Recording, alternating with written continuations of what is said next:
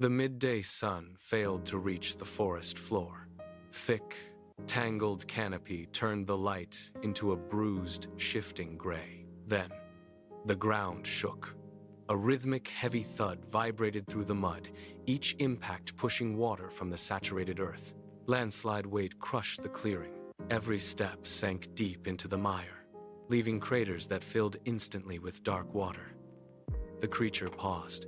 It stood perfectly still, a mountain of muscle in the center of the clearing. Its head turned with a slow, mechanical precision.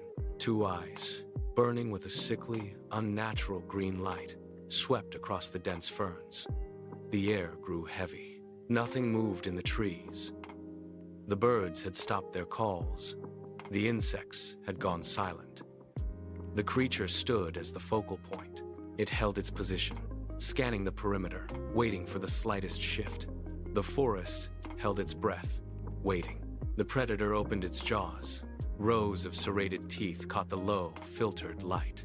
A long, forked purple tongue darted out, tasting the humid air with rhythmic, flicking motions. It sampled the breeze, parsing the scents of damp earth and rotting vegetation. Beneath its hide, thick muscles rippled and coiled. The T-Rex adjusted its stance, its massive feet pivoting in the mud with a wet, sucking sound. It paused, the tongue retracting, then flicking out again. The creature's head tilted, focusing on a patch of unnatural geometry. It was not a tree. It was not a stone.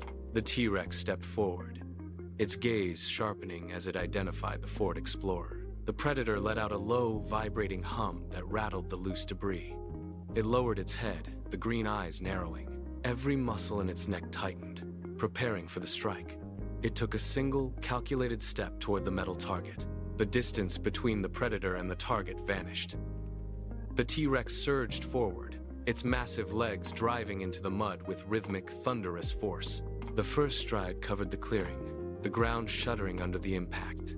The second stride brought it within striking range, the creature's head swaying in perfect synchronization with its momentum. The third stride was a controlled, predatory lunge. It did not rush blindly. It moved with the terrifying efficiency of a machine.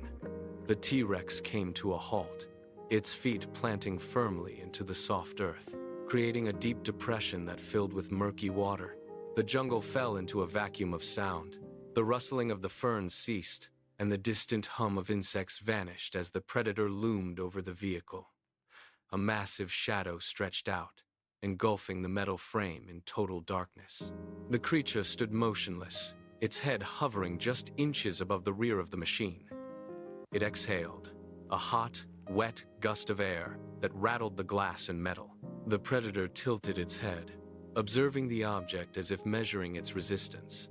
The T-Rex shifted its weight, its claws digging deep into the soil, bracing for the final, crushing impact. The T-Rex lunged. Its jaws slammed onto the rear corner of the frame with a sound like a gunshot. The creature did not hesitate. It clamped down, teeth sinking into the metal, and twisted its massive neck with a violent, jarring snap. The frame groaned, a high-pitched screech of shearing steel that cut through the jungle air. Plastic shards exploded outward, peppering the mud like shrapnel.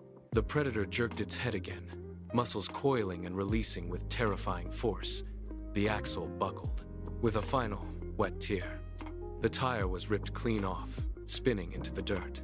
The vehicle lurched, its rear end dropping instantly. It tilted at a sharp angle, sliding deeper into the mire. The T-Rex shook its head, tossing the detached wheel aside. The metal frame continued to settle, settling into the mud with a final hollow thud. The predator stood over the wreckage, its chest heaving. It let out a low, guttural growl that vibrated through the ground. The T-Rex stood motionless, its eyes scanning the debris. The T-Rex turned away from the mangled frame. It showed no further interest in the twisted metal or the scattered debris.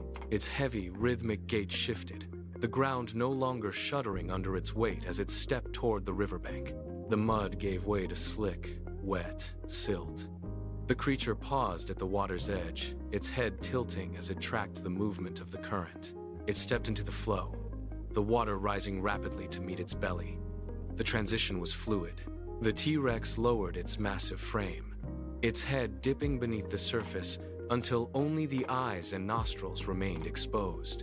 It became an aquatic nightmare, a silent, submerged shadow cutting through the dark water. The predator began to move, its powerful tail thrashing beneath the surface with rhythmic, hidden force. The river responded instantly, the current churning into a white froth. It moved with unnatural grace, the water masking the sheer scale of its bulk. It was closing the distance with terrifying, unseen momentum. The river narrowed, but the predator did not slow. It surged forward, the water parting around its massive skull like a bow wave. Ahead, the small boat veered sharply, the engine whining as it fought the current. The T-Rex adjusted its path, its submerged tail lashing with rhythmic, bone-crushing power. Each stroke sent a shockwave through the river, turning the calm surface into a chaotic, boiling frenzy. The boat bucked as the wake hit, the hull slamming against the rushing water. The predator was gaining. It rose slightly, its back breaking the surface, water cascading off its hide in heavy, gray sheets. The boat pilot yanked the tiller, trying to find a gap in the reeds, but the T-Rex cut the angle, its massive bulk creating a wall of churning foam. The vessel tilted violently to the left, the gunwale dipping dangerously close to the swirling current.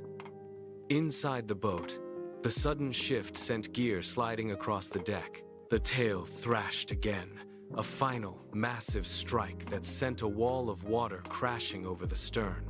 The predator was inches away, its presence turning the entire river into a violent vortex. Far from the churning river, the forest floor remained unnaturally still. The dense ferns at the edge of the clearing parted, not with the heavy, rhythmic force of a mature predator, but with a series of erratic, sharp snaps. A juvenile emerged, its head bobbing in short, disjointed motions. It stepped into the light, its balance failing as it caught a claw on a protruding root. It stumbled, legs splaying wide to regain footing, the movement jerky and unrefined. It shook its head, letting out a soft, high-pitched chitter that barely carried through the humid air. The creature paused, its gaze darting across the ground with a frantic, unpracticed intensity. It lacked the steady, calculated focus of the adult, instead reacting to every rustle of the leaves and every shift of the shadows. It took another step, its gait uneven, dragging a hind limb through the soft soil before finding a rhythm. It moved with a sense of vulnerability, its body twitching at the slightest change in the wind. It reached the center of the clearing, stopping to sniff the air, its nostrils flaring. It stood alone in the dappled light, unaware of the proximity of the adult. It was a stark contrast to the violence occurring just beyond the tree line. The juvenile moved toward a patch of tall, trampled grass where a carcass lay abandoned. It reached the remains, its movements quickening. It lowered its head, jaw snapping shut on a strip of muscle. It tore at the meat with sharp, immature teeth, head jerking sideways to rip the tissue free. It swallowed, then immediately dove back in, its claws digging into the dirt for leverage. The silence of the forest was broken only by the wet sound of tearing flesh. It was entirely consumed by the task, its focus narrowed to the immediate need for sustenance. Then, the rhythm of the forest shifted. A low, rhythmic thrumming began to travel through the ground, vibrating up through the juvenile's claws. It was not the wind. The juvenile stopped mid-bite, a string of meat hanging from its jaws. It froze, head snapping toward the distant river. The vibration grew stronger, a steady, heavy pulse that made the soil beneath its feet tremble. The juvenile dropped the scrap of meat, its body tensing. The juvenile stood motionless, ears twitching, its gaze locked on the tree line as the forest floor continued to shudder under the weight of the approaching adult. The ground tremor intensified, turning the soil into a rhythmic, pulsing drum.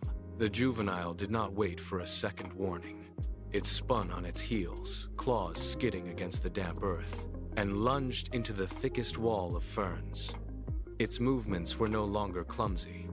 They were driven by a singular, sharp instinct to vanish. Behind it, the riverbank transformed. The calm surface of the water shattered. Bubbles rose in violent, rapid succession, turning the current into a boiling froth of white foam and silt. The water surged upward, spilling over the mud banks, as a massive, dark shape breached the surface. The adult had returned. The juvenile was already gone, its presence erased from the clearing, leaving only the swaying of the ferns to mark where it had stood. The adult hauled itself onto the shore, water cascading off its back in heavy rhythmic sheets. Each step it took pressed deep into the mud, a heavy thud that echoed through the trees. The jungle canopy seemed to lower, the light dimming, as the predator claimed the space. The air grew thick with the scent of river mud and raw power. The adult paused, its head rotating in a slow, mechanical arc, scanning the silence it had created. Nothing moved. The forest held its breath. The water continued to churn at the edge of the bank. Shadows hid him, roots clung. He heard the adult's heavy tread,